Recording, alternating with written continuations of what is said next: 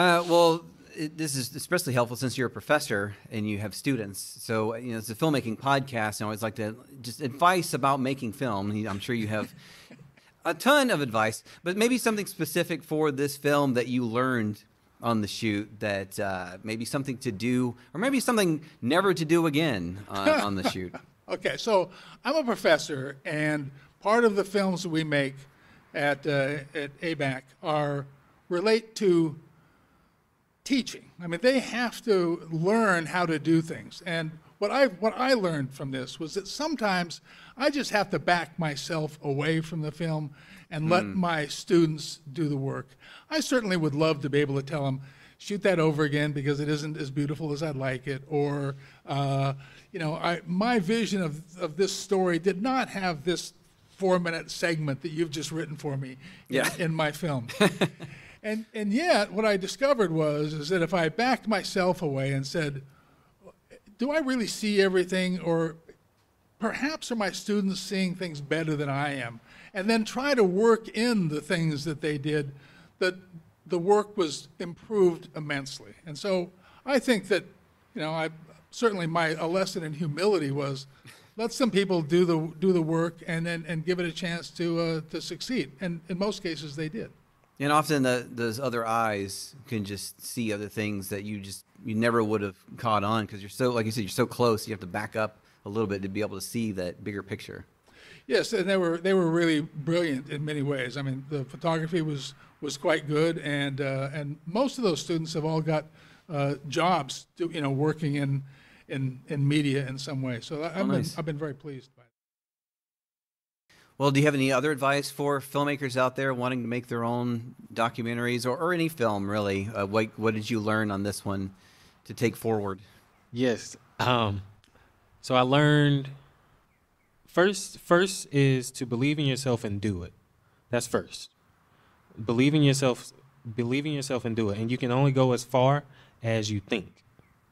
The mind is what will limit us when it comes to the things that we want to pursue in life, and that's in everything. Okay. The second thing is to have a team. Yeah. I did not have much of a team with this one. And because of that, I learned a lot about the process of filmmaking. I learned a lot while I was here as a student at VSU. Shout out to the mass media program.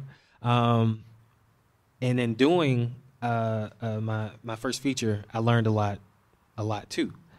And wearing all those hats, the importance of a team and collaboration is definitely a must. Yeah. So don't be afraid to make connections and to use your resources and be resourceful.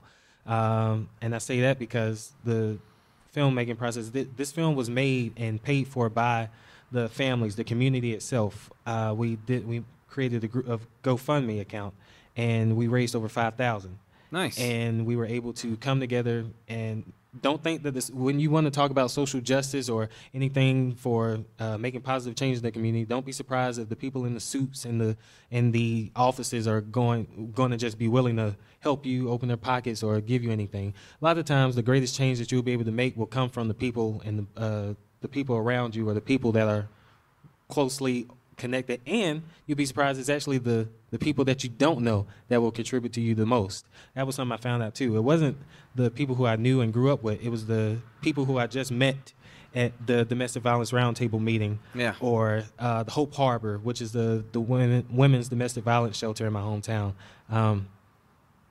Yeah. Well, any quick tips for people who, like me, the reason I started the show is because I suck at networking. I'm terrible at talking to people. So I'm forcing people to be my friend for an hour.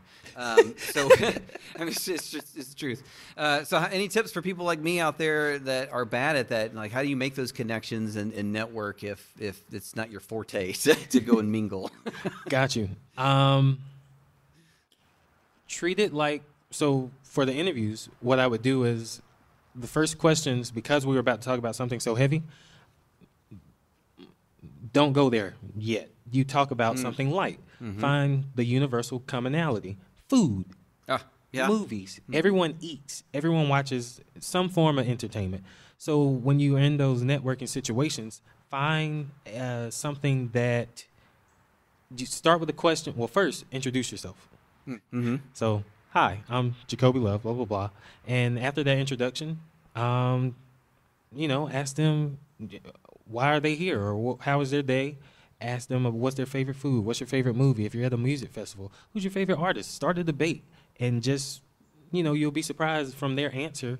It may trigger a memory or a thought in your mind, and then you go from there. And so one of my issues at my earlier festivals here, when they first started, I was this hungry, ambitious, I'm gonna, take the world by storm and be the best filmmaker ever. I was after a career. I was after an opportunity. I wasn't talking to the person. Okay. So Yeah. don't do that. Okay.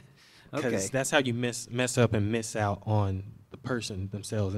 And that's what networking is connecting with the person. Don't look at them as an opportunity. Don't look at them as money. Look at them as a person. Well, any tips for anybody out there who want to get into that line of work, where to start, and how maybe a way of thinking to approach a film instead of just watching it passively? Like, how do you actively watch a film to be able to analyze it? Yeah, that's the question, isn't it?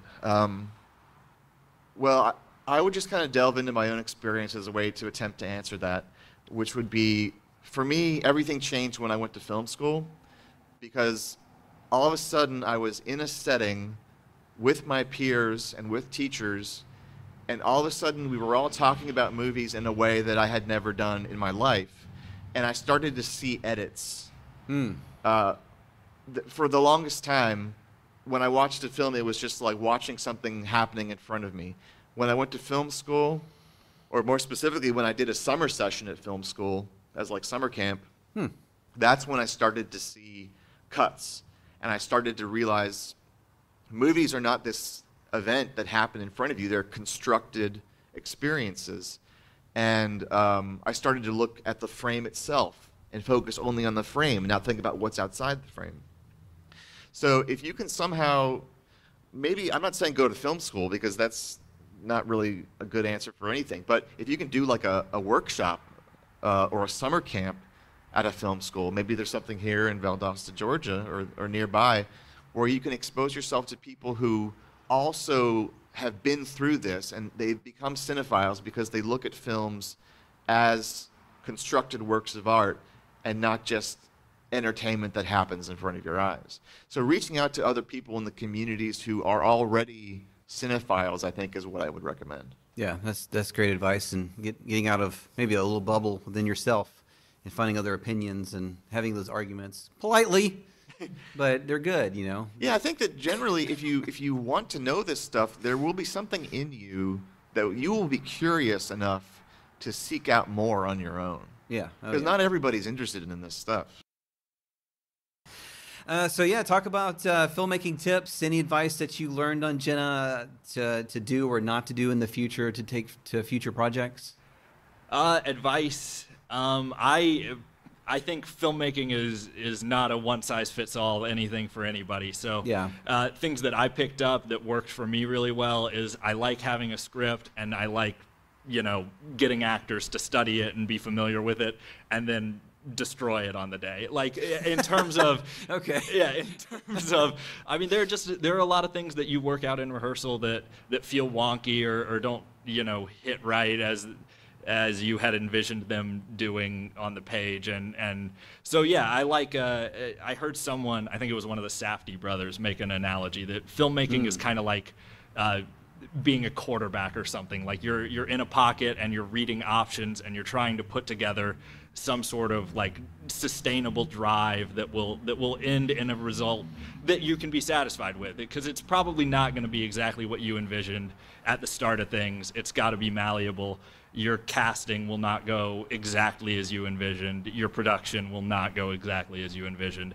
And if you can be comfortable in the discomfort of things going wrong, I think that'll be a great way for you to continue in your journey as a filmmaker. And of course I say that, and other people are super meticulous and plan for months on end and get exactly what they want. So, You do it your way. Yeah, as a screenwriter who gets, I can feel my blood boiling, but that's okay.